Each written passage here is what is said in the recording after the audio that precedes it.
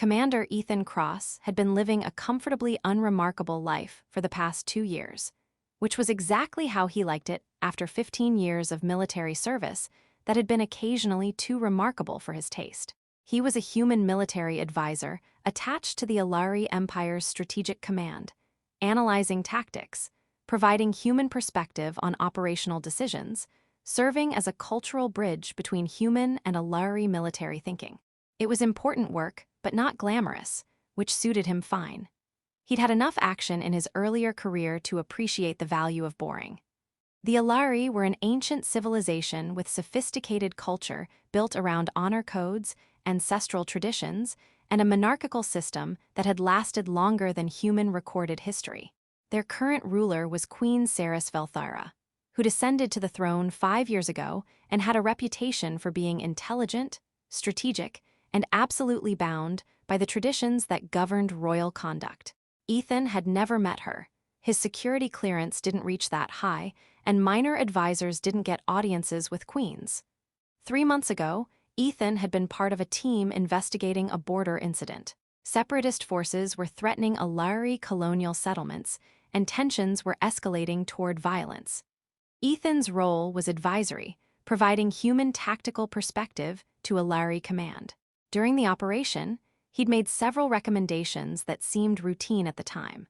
Evacuate civilians before engaging hostiles, verify targets before authorizing strikes that might cause collateral damage, and prevent the execution of prisoners who'd surrendered despite Alari officers wanting immediate retribution.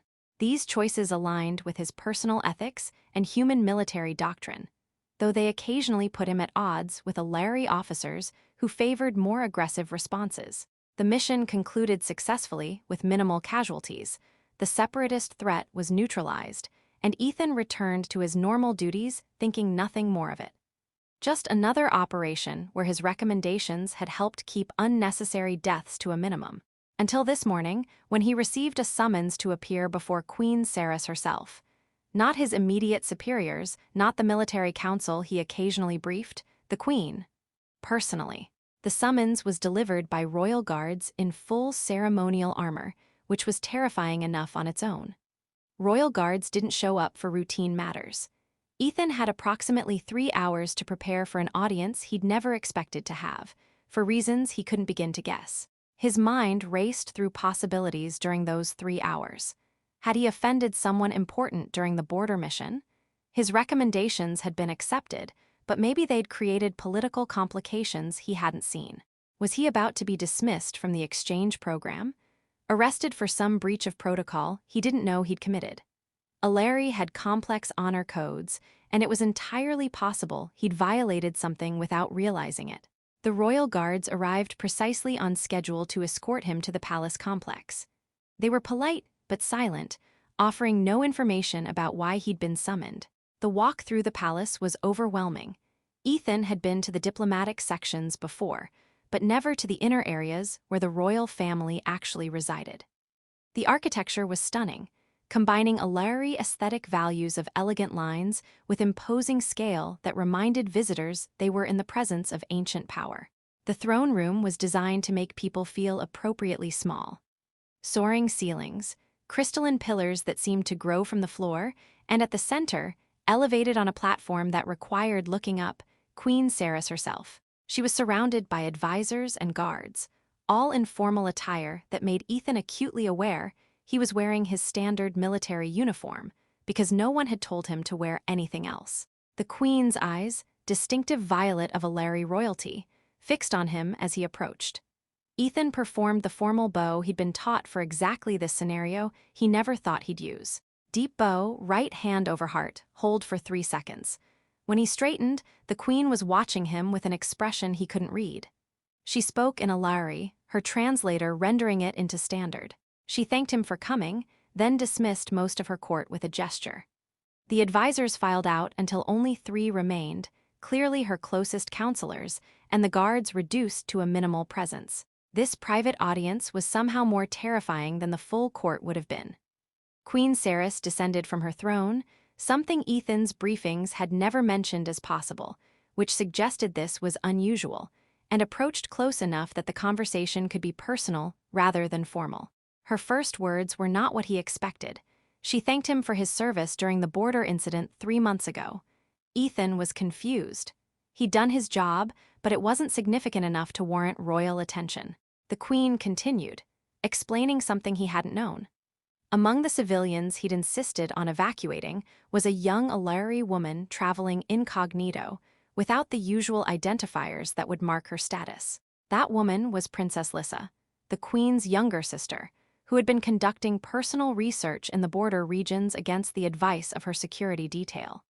The separatist attack had threatened the area, and Ethan's insistence on civilian evacuation before military engagement had saved Princess Lissa's life.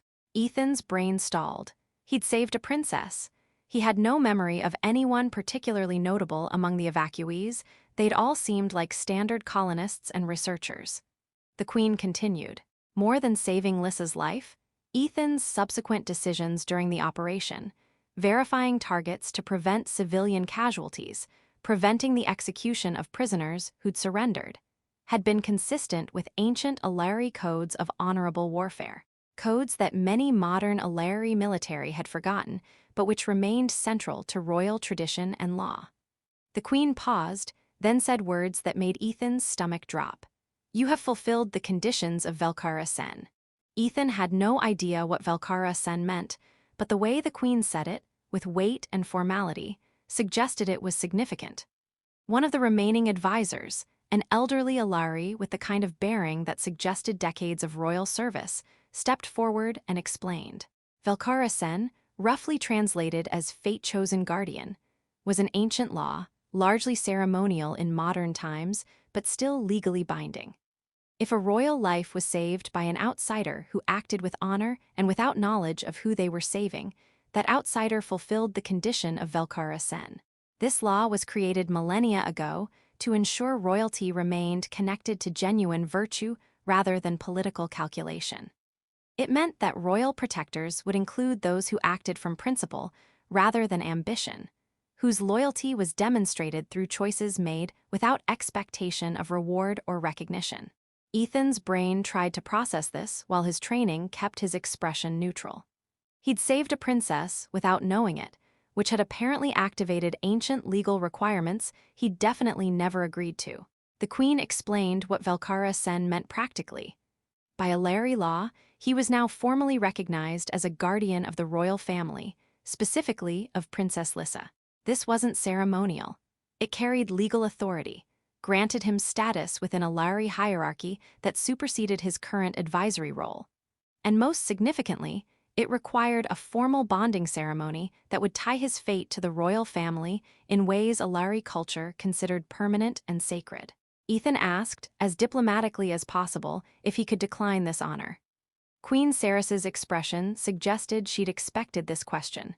She explained that legally, no, once the conditions were met, the bond existed whether acknowledged or not. What was happening today was formal recognition, not creation, of something that already existed by Alari law. Refusing to acknowledge it would be both legally impossible and a profound insult to royal honor. However, she understood this was unexpected, and she was willing to explain everything before requiring formal acceptance. The Queen dismissed the remaining advisors except for the elderly one, the royal historian, apparently. Then she spoke more personally, her formal tone softening slightly. She admitted this law hadn't been invoked in over 3 centuries because the conditions were so specific.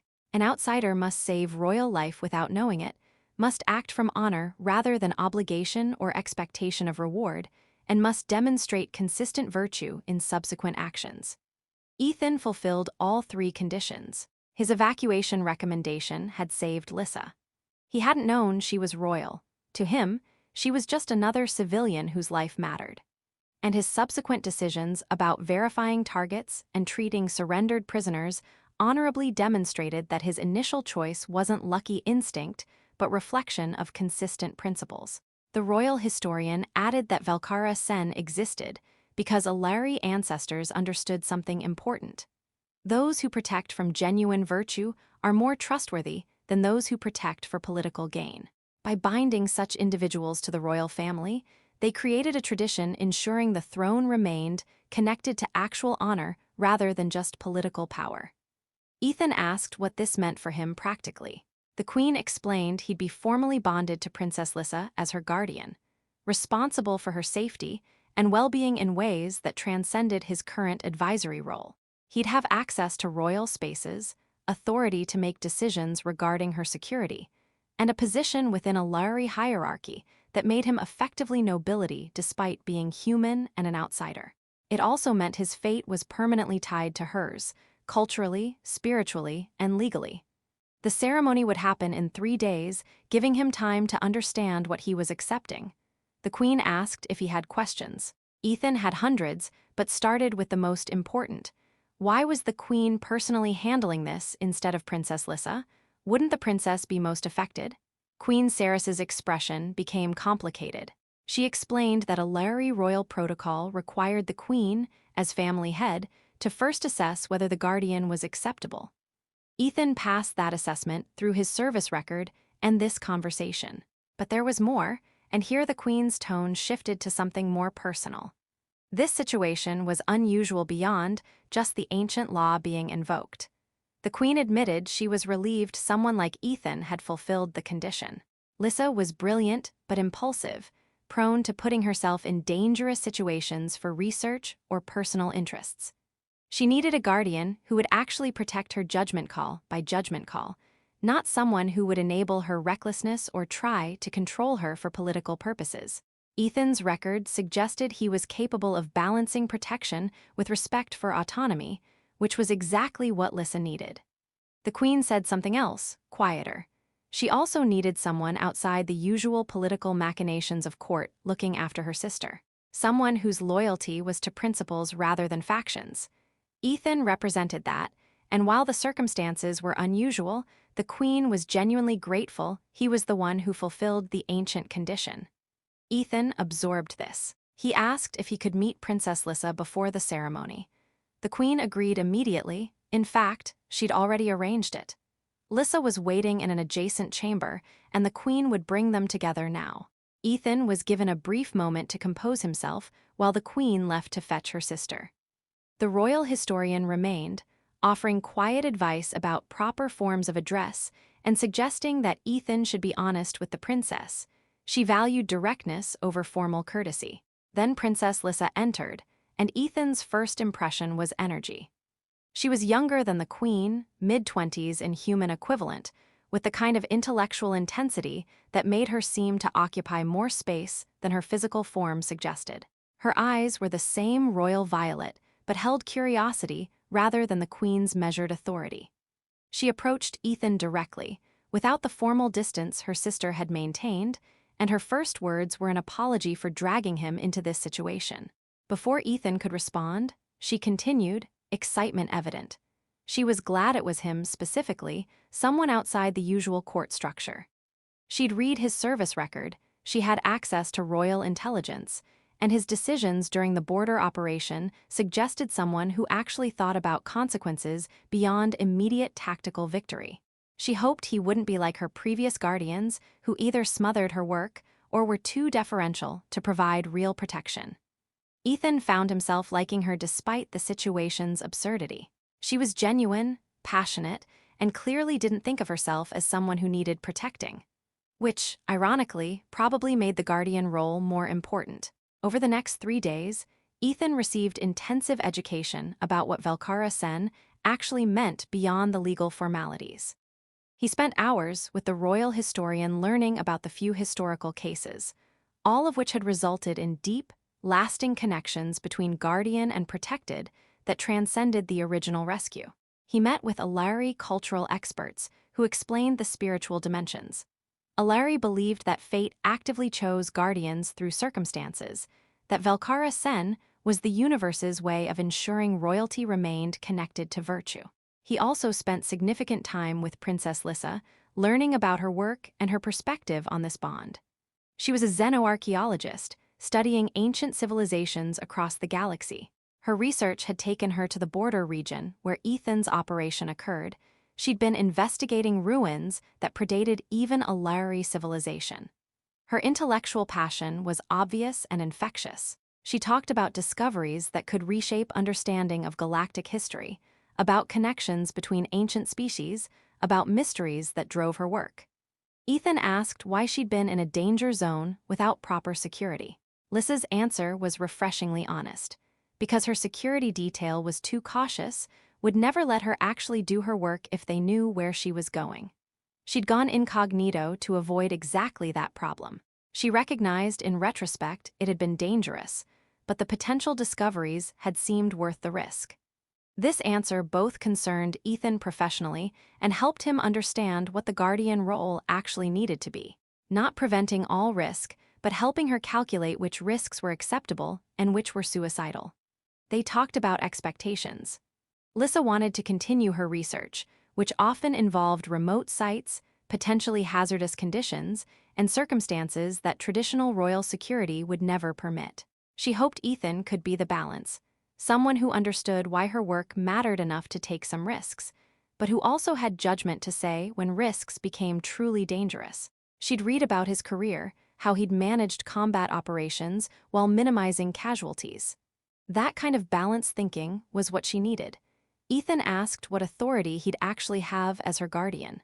Lissa explained that Velcarasen gave him legal right to override her decisions when her safety was threatened. Authority that even she couldn't easily contest without formal proceedings that would involve the queen. It was designed to ensure guardians could actually protect against the protected person's own poor judgment. Previous arrangements had failed because they either smothered her until she rebelled or were too deferential to actually provide protection.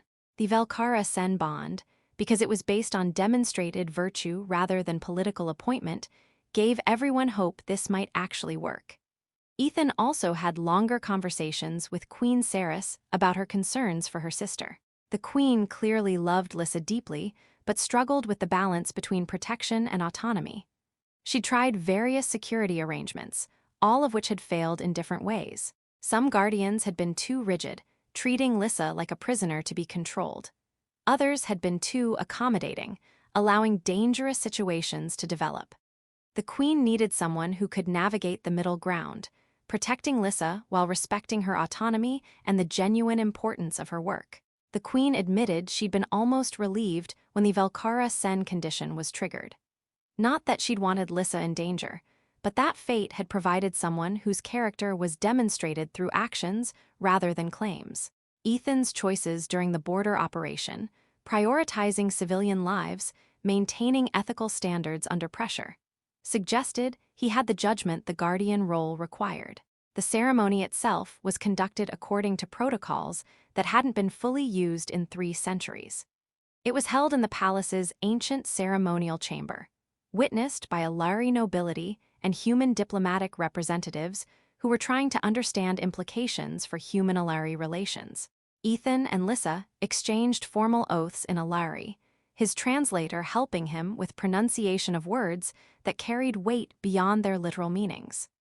They were bound by traditions older than human spaceflight, creating a connection that Alari culture considered permanent. When the ceremony concluded, Ethan was no longer just a military advisor. He was Princess Lissa's guardian, with all the authority, responsibility, and permanent connection that entailed. His security clearance was immediately elevated. He was granted quarters in the royal wing, and he began receiving briefings about threats to Alari royalty that were completely different from anything in his previous training. The first months were an adjustment. Ethan had to learn royal protocols, understand political factions within Alari court, and figure out how to protect someone who was brilliant, impulsive, and absolutely determined to continue research that took her to potentially dangerous locations. Lissa had to adjust to having someone with actual authority to override her decisions when safety demanded it, someone who couldn't be dismissed when convenient like previous guards had been. They clashed sometimes. Lissa wanted to investigate a site with unstable structures that could collapse.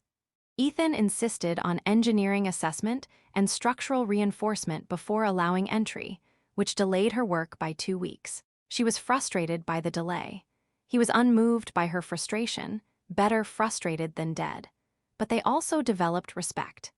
Ethan came to understand that Lissa's research genuinely mattered, that her discoveries about ancient civilizations contributed knowledge benefiting multiple species. She wasn't risking herself for vanity or thrill-seeking, but for discoveries that advanced understanding of galactic history. Lissa came to appreciate that Ethan's caution wasn't about controlling her, but ensuring she survived to continue her work. His background in military operations meant he understood risk assessment in ways civilian researchers didn't. When he said something was too dangerous, he could articulate why specifically, which made his objections more credible than guards who just said no to everything. 4 months into the bond, Lissa's research led her to a significant discovery: evidence of a site that might contain artifacts from the precursors, an ancient civilization that predated all current galactic species. The site was in contested territory, had environmental hazards, and would require expedition into areas that hadn't been properly surveyed. Previous guardians would have forbidden it outright. Lissa waited to see what Ethan would say. Ethan studied the data, consulted with experts, assessed risks. Then he made the choice that defined their bond. Instead of preventing her from going, he'd accompany her, bringing security resources that would mitigate the most serious dangers while allowing the research to proceed. His willingness to trust her expertise while still providing protection was exactly the balance she'd hoped for. The expedition to the precursor site was carefully planned. Ethan brought security personnel he trusted, equipment for environmental hazards, and contingency plans for various scenarios. Lissa brought her research team, scanning equipment, and the kind of scholarly excitement that made risks seem worthwhile. They spent 3 weeks at the site, and Lissa's instincts proved correct. The discoveries were significant, artifacts that advanced understanding of precursor technology and culture in ways that would be studied for decades. But the site also proved dangerous in ways surveys hadn't predicted. Unstable energy signatures from ancient technology created hazards that threatened the team. Ethan's security planning proved essential. When structures began collapsing due to activated precursor systems, his contingency protocols got everyone evacuated safely. Lissa's research was preserved, her team survived, and the expedition was considered a major success. When they returned to the palace, Queen Ceres summoned Ethan privately. This time, there was no formal audience, just a sister grateful someone capable was protecting Lissa without smothering her work. The queen admitted she'd hoped for this outcome when the Velcarasen was triggered, but hope and reality didn't always align. Ethan had proved to be exactly what Lissa needed: principled enough to be trusted, flexible enough to enable her work, and capable enough to actually protect her when dangers arose. The queen said something else, quieter. She'd been raised to bear the weight of the throne, but Lissa had been raised with more freedom to pursue her intellectual interests. That freedom was important to preserve, but it came with risks. Having someone who could balance those competing needs, freedom and safety, was a gift the queen hadn't dared hope for. She was genuinely grateful fate had chosen Ethan. Months later, Ethan reflected on how he'd gotten here. A routine mission 3 months ago, evacuating civilians and maintaining ethical standards in combat operations, had changed his destiny completely. Small choices made without seeking recognition had echoed all the way to the throne and altered the course of his life. He was bound now to a princess who challenged him intellectually and professionally, serving a queen who'd placed profound trust in him. Part of a civilization whose ancient traditions had recognized something in his character he hadn't fully known was there. The summons he'd feared had revealed not punishment, but unexpected purpose. And while the bond had been initiated by fate and ancient law, what made it work was the same principle that had triggered it: genuine virtue, consistent choices to do what was right rather than what was convenient, and willingness to protect others not because of who they were, but because protection mattered. Lissa found him on one of the palace observation decks, looking out at the city below. She asked if he regretted it, being pulled into royal service, bound by traditions he hadn't chosen, his life permanently altered by decisions made months ago without knowing their consequences. Ethan considered the question seriously. His life was more complicated now, filled with responsibilities he'd never sought. But looking at what he'd become part of, enabling research that mattered, protecting someone whose work contributed genuine knowledge, serving a civilization that valued honor enough to build it into their most ancient laws. He couldn't call it regret. Lissa told him she'd been afraid when she first learned about the Velcarasen, afraid of having another guardian who would either smother her work or prove ineffective when actual dangers arose. But Ethan had been different, treating her as a colleague whose judgment mattered while still maintaining professional standards about safety. She'd never had that balance before. It had changed everything about how she could approach her work. Ethan admitted he'd been terrified when first summoned before the Queen, certain he'd done something wrong, never imagining he'd done something so consequential. Saving a princess he hadn't known was a princess, thereby activating laws older than human civilization, creating bonds that would define the rest of his life. It seemed impossible that such profound consequences could flow from simply doing what seemed right at the time, evacuating civilians, verifying targets, treating prisoners honorably. Lissa's answer was quiet but significant. Maybe that's exactly why those laws existed. To